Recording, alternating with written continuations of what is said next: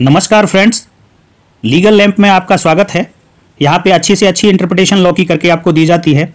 तो BA LLB 5th semester की class में law of crime first subject है, इंडियन पिनल कोड इसमें चल रहा है। उसका चैप्टर 17 ऑफेंसेस अगेंस्ट प्रॉपर्टी, इसमें टॉपिक है आज का दोस्तों डकॉयटी।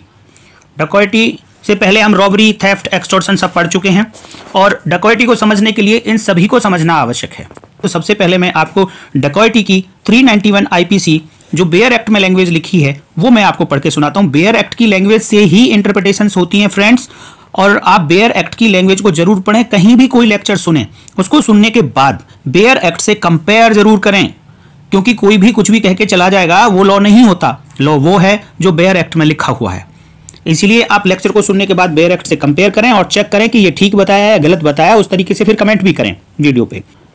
When 5 or more persons conjointly, ये बड़ा इंपॉर्टेंट वर्ड है, commit or attempt to commit a robbery, or where the whole number of the persons conjointly committing or attempting to commit a robbery and persons present and aiding such commission or attempt amount to 5 or more, then every person so committing, attempting or aiding is said to commit dacoity। यहां जब हम इसको पढ़ेंगे तो यहां आपको दो part मिलेंगे देखने के लिए। 391 डकॉयटी की डेफिनेशन में दो पार्ट हैं और कह सकते हैं कि डकॉयती के दो टाइप हैं, दो तरीके से डकॉयटी होती है। तो फर्स्ट टाइप, पहला पार्ट कहां तक रहता है, वो यहां तक हो जाता है पूरा। ये फर्स्ट पार्ट है, मैं अलग से भी लिख देता हूं आपको समझाने के लिए। When 5 or more persons conjointly commit or attempt to commit robbery is said to commit dacoity। Simple सा मतलब है कि अगर 5 या 5 से ज्यादा लोगों ने मिलकर, कॉन्जॉइंटली मिलकर रॉबरी की है, वही रॉबरी डकैती कहलाएगी। अटेम्प्ट ऑफ रॉबरी, दोस्तों ध्यान देना, जो पीछे अभी मैंने आपको ये पढ़ाया, यहां पे दो बातें लिखी, कॉन्जॉइंटली कमिट्स रॉबरी और अटेम्प्ट टू कमिट रॉबरी। दोनों को यहां पे एक ही सेक्शन है डकैती की और उसी में इन्होंने पनिशेबल बताया है। तो रॉबरी की अटेम्प्ट की अगर 5 या 5 से ज्यादा पर्सन्स ने, तो भी वो डकैती कहलाएगी। इट मींस रॉबरी की अटेम्प्ट नंबर ऑफ पर्सन्स पे डिपेंड करती है कि वो रॉबरी रह जाएगी, अटेम्प्ट टू रॉबरी रह जाएगी या फिर वो डकैती बन जाएगी। अगर रॉबरी की अटेम्प्ट लेस देन 5 पर्सन्स ने की, 1, 2, 3 या 4 पर्सन्स ने किया, तो वो अटेम्प्ट टू रॉबरी वो अलग से डिफाइंड है सेक्शन 393 आईपीसी में। लेकिन अगर ये पर्सन 5 हुए या 5 से ज्यादा हुए, फिर उन्होंने अटेम्प्ट की रॉबरी की, तो वो कंप्लीट डकैती हो जाती है और जिसकी अलग से पनिशमेंट है 395 आईपीसी में। तो इसलिए ध्यान रखें, कभी ये ना सोचे कि 5 क्वेश्चन आपके पास आ जाए कि 5 और मोर देन 5 पर्सन्स ने अटेम्प्ट की रॉबरी की, तो वो कहां पनिशेबल होगा। तो सीधे सीधे वो कमीशन हो जाता है डकैती का और वो आपको 395 आईपीसी में पनिशेबल मिलता है। अब यहां दूसरा पार्ट को देखें, उससे पहले मैं आपसे एक क्वेश्चन करूंगा कि इसमें लिखा हुआ था कॉन्जॉइंटली 5 और मोर पर्सन रॉबरी कमिट करते हैं तो वो डकैती हो जाती है। अब मेरा क्वेश्चन आपसे ये है कि 3 पर्सन्स हैं जो कॉन्जॉइंटली रॉबरी कमिट कर रहे हैं, क्या किसी भी सिचुएशन में ये रॉबरी डकैती हो सकती है? आपका जवाब हाँ हो सकता है, ना हो सकता है। मैं आपको जवाब देता हूं, अपने आंसर को मैच कर लेना। दूसरा पार्ट इस बात को एक्सप्लेन करता है। सेकंड पार्ट में आप पढ़ें तो सेकंड पार्ट शुरू होता है where the whole number of persons, ध्यान दें, the whole number of persons conjointly committing और अटेम्प्टिंग टू कमिट रॉबरी। दो टाइप के पर्सन हैं यहां पे सेकंड कंडीशन में। एक तो वो पर्सन है जो कॉन्जॉइंटली कमिट कर रहे हैं रॉबरी या रॉबरी कमिट करने की अटेम्प्ट कर रहे हैं, और दूसरे टाइप के पर्सन्स हैं and persons present and adding such commission और अटेम्प्ट।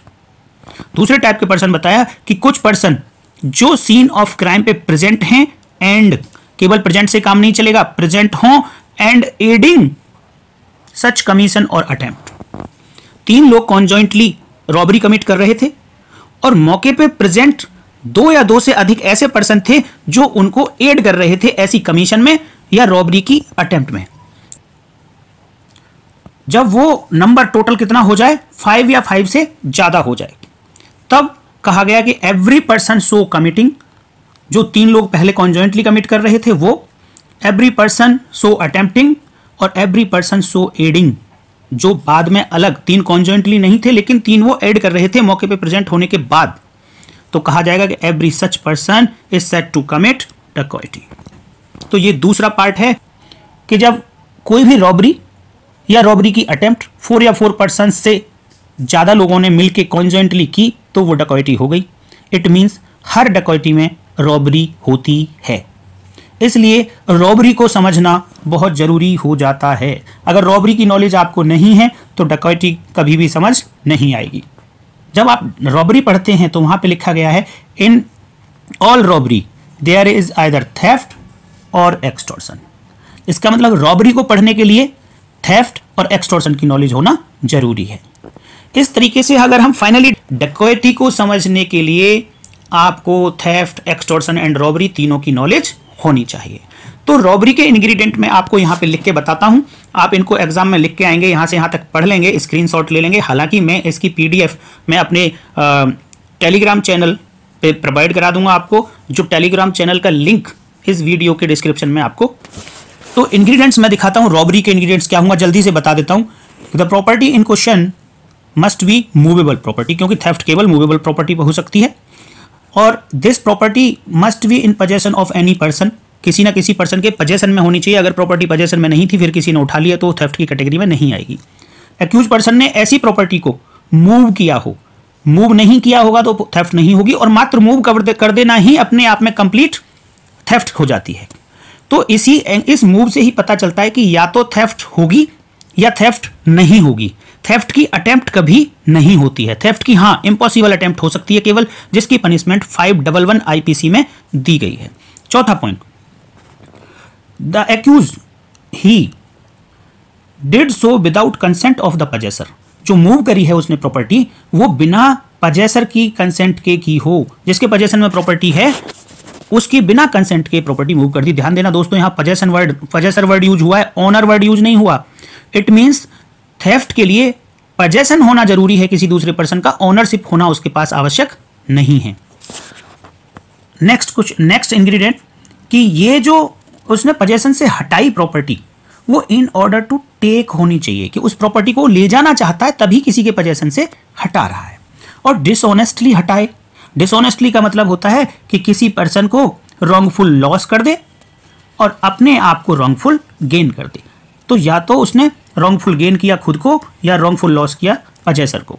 और यहाँ से आगे के इंग्रेडिएंट हैं जो थेफ्ट को रॉबरी में कन्वर्ट करते हैं। वहाँ आता है थेफ्ट में, वो रॉबरी में कन्वर्ट करने के लिए वायलेंस आ जाता है। क्या करता है एक्यूज पर्सन? एक्यूज पर्सन या तो डेथ कॉज कर देता है या डेथ कॉज करने की अटेम्प्ट करता है, या हर्ट कर देता है या हर्ट करने की अटेम्प्ट करता है, या रॉन्गफुल रेस्ट्रेन कर देता है या फिर रॉन्गफुल रेस्ट्रेन करने की अटेम्प्ट करता है किसी भी पर्सन को, या फिर वो इंस्टेंट फियर क्रिएट करता है, या फिर वो इंस्टेंट फियर क्रिएट करता है कि डेथ कर दी जाएगी इंस्टेंट, या हर्ट कर दी जाएगी इंस्टेंट, या रॉन्गफुल रेस्ट्रेन कर दिया जाएगा इंस्टेंटली। तो ये जो फैक्टर हैं, ये जो किलिंग, डेथ, हर्ट और रॉन्गफुल रेस्ट्रेन, या इन्हें इंस्टेंट करने का फियर दिखाया गया, इनके कारण वो थेफ्ट, ऊपर वाली थेफ्ट बन जाती है रॉबरी। और ऐसी जो कॉज की, डेथ कॉज की या हर्ट की या फिर रॉन्गफुल रेस्ट्रेन किया, वो पर्सन ने वॉलंटरीली किया हो। और ऐसा सब कब किया हो उसने, ये जो डेथ की, हर्ट की, रॉन्गफुल रेस्ट्रेन किया, वॉलंटरीली किया, कब किया? In order to commit theft किया या कमिटिंग थेफ्ट किया, या तो थेफ्ट को करने के लिए या थेफ्ट करते करते, या अगर थेफ्ट कंप्लीट कर ली तो थेफ्ट से प्राप्त की गई प्रॉपर्टी को ले जाने की अटेम्प्ट करने या प्रॉपर्टी को ले जाते हुए। ये सब बातें जो यहां पे लिखी गई ये इसने की थी फॉर दैट एंड, मतलब उस या तो थेफ्ट को पूरा करने के लिए या थेफ्ट से ऑब्टेन प्रॉपर्टी को ले जाने के लिए। तो ये बात हुई कि थेफ्ट से रॉबरी। थेफ्ट से रॉबरी वाले पोर्शन में ध्यान देना दोस्तों, वहां पे डेथ कॉज कर दी जाती है या हर्ट कर दी जाती है, रॉन्गफुल रेस्ट्रेन कर दिया जाता है। लेकिन एक्सटॉर्शन से जब रॉबरी आती है तो ये तीनों चीजें की नहीं जाती, केवल और केवल इंस्टेंट फियर होता है इन्हीं तीनों चीजों का। जब एक्यूज पर्सन ने किसी भी पर्सन को इंस्टेंट डेथ के फियर में रखा, इंस्टेंट हर्ट के फियर में रखा, रॉन्गफुल रेस्ट्रेन के फियर में रखा, और ऐसा फियर उसने इंटेंशनली क्रिएट किया है, और दूसरा इंग्रेडिएंट कि वो एक्यूज पर्सन और जिसको फियर दिखाया गया वो पर्सन दोनों एक दूसरे के आमने सामने होने चाहिए, दूसरे की प्रेजेंस वहाँ एक दूसरे की प्रेजेंस होनी चाहिए सीन पे, सीन ऑफ क्राइम पे। फिर जब ऐसे फियर में डाल दिया, इंस्टेंट डेथ, हर्ट और रॉन्गफुल रेस्ट्रेंट के फियर में डाल दिया, देन वो डिसऑनेस्टली इंड्यूसेस करे ऐसे पर्सन को जो फियर में रखा गया था कि अब तू मुझे प्रॉपर्टी या कोई भी चीज दे दे, तो वो एक्सटॉर्शन से रॉबरी हो जाएगी। ये ध्यान रखना बहुत जरूरी है कि जो पीछे मैंने अभी बताया कि थेफ्ट वाले मैटर में जब वो उसने हर्ट की तो वो वॉलेंटरली कॉज की हो, अगर नेग्लिजेंटली एक्सीडेंटली अगर हर्ट कॉज हो गई चोरी करते में तो वो चोरी फिर रॉबरी की कैटेगरी में नहीं आएगी। उसके लिए एक केस है दोस्तों, एडवर्ड का केस है एक, और इसमें इसकी साइटेशन आप येलो कलर में लिखी देख रहे हैं। इसमें क्या हुआ, एक्यूज की इंटेंशन थी एक बास्केट को चुराने की, और ये बास्केट क्या था, एक रोप के साथ, एक डोरी के साथ बंधी हुई थी। तो ये डोरी काटना जरूरी था उस बास्केट को चोरी करने के लिए।